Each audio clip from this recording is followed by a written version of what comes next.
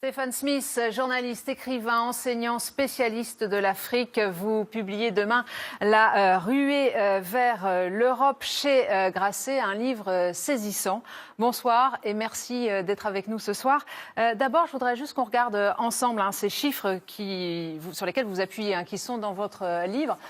L'Union européenne aujourd'hui, c'est 510 millions d'habitants. En Afrique, 1,25 milliard. En 2050, l'Europe, elle, sera 450 millions et 2,5 milliards d'habitants en Afrique. Et autre chose, actuellement, plus de 40% de la population africaine a moins de 15 ans.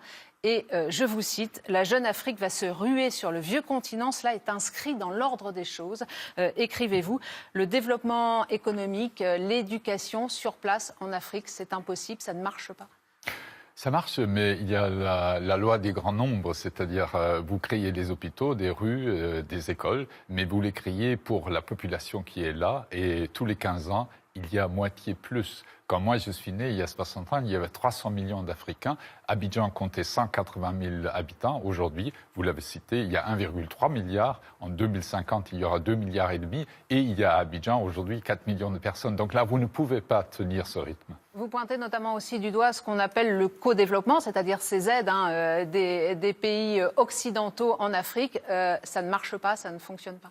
C'est-à-dire ça fonctionne parfois, encore que ceux qui sont sortis de la pauvreté, notamment les Chinois, n'ont pas été aidés. Donc ce n'est pas l'aide au développement qui a créé le développement. Mais le problème, c'est que quand vous aidez, dans un premier temps, vous créez un horizon qui est plus large. Les gens commencent à penser qu'ils peuvent bouger, puisqu'ils ont aussi les moyens. Il faut réunir plusieurs milliers d'euros pour entreprendre ce voyage. Et donc, ce ne sont pas les plus pauvres, les plus désespérés qui partent, mais ceux qui commencent à sortir la tête de l'eau. Et c'est donc cet effet de seuil qui fait que, dans un premier temps, l'aide aide les gens à partir.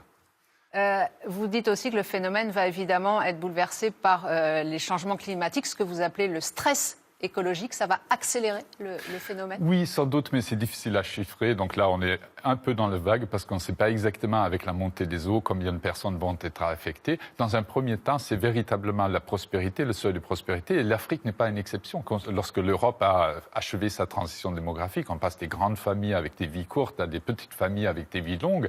C'est là où l'Afrique se trouve aujourd'hui. Lorsque c'était le cas de l'Europe, 60 millions d'Européens sont partis, dont plus de 40 millions aux États-Unis. C'était au début du XXe siècle. Donc, il n'y a rien d'exceptionnel. Le Mexique a fait la même chose à l'égard des États-Unis. Maintenant, le Mexique a atteint un niveau de prospérité où les Mexicains restaient chez eux. Mais pendant 30 ans, il y a des Mexicains qui sont venus. Aujourd'hui, il y a 10% de la population américaine qui est mexicano-américain. Alors justement, cette ruée vers l'Europe divise beaucoup en Europe. Pour l'instant, il n'y a pas une position unique, une voie unique en Europe pour l'accueil des migrants. Est-ce qu'elle arrivera, selon vous, l'Europe, à avoir une position unique ? C'est difficile à dire. Regardez le cas de l'Allemagne, dont on dit l'Allemagne est accueillante. Oui, en 2015, 1 million de personnes sont arrivées en Allemagne. En 2016, les tribunaux allemands ont décidé que 91% de ces personnes devaient être déboutées. Donc vous les laissez entrer et par la suite, vous ne reconnaissez pas le droit d'asile et soit ils restent dans la nature ou on les remet en Italie, le premier pays d'entrée. Donc c'est très désordonné. Pour l'instant, il n'y a certainement pas une parade et on essaie tous les moyens. L'Europe forteresse, le secours, on parle de dignité, mais la dignité pour que ces bras et cerveaux qui arrivent, qui ne sont pas seulement des bras et des cerveaux, vivent dignement, il faut beaucoup de moyens. Justement, rapidement, sur la France, un mot sur la politique d'Emmanuel Macron, entre ses discours qu'il tient en Afrique et sa future loi asile-immigration. Est-ce que sa position vous paraît cohérente ?